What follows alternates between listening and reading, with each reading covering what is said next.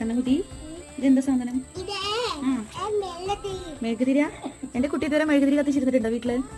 എപ്പോ? കത്തിച്ചില്ല അല്ലേ? ഇത് ആദ്യമായിട്ടല്ലേ? അതിന്റെ പേര് മെഴുകുതിരി കേട്ടോ. പണ്ടൊക്കെ ഇതുപോലെ.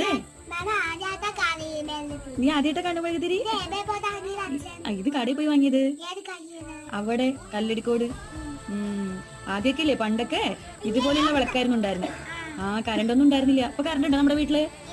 എന്റെ കറണ്ട് വരാതെ അറിയില്ല. മരം പൊട്ടിയുണ്ട്. ഇനി നമുക്ക് ഒരാഴ്ചക്ക് എങ്ങനെ ഇരിക്കാം? മെഴുകുതിരി കത്തിച്ചിട്ടിരിക്കുക കേട്ടോ. ഇഷ്ടമായി മെഴുകുതിരിനെ?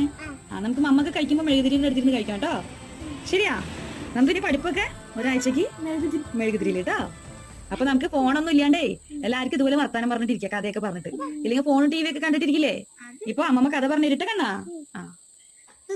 Good night. ഞങ്ങൾ കിടക്കാൻ പോകാന്ന് പറഞ്ഞു മമ്മോണ്ടിട്ട്.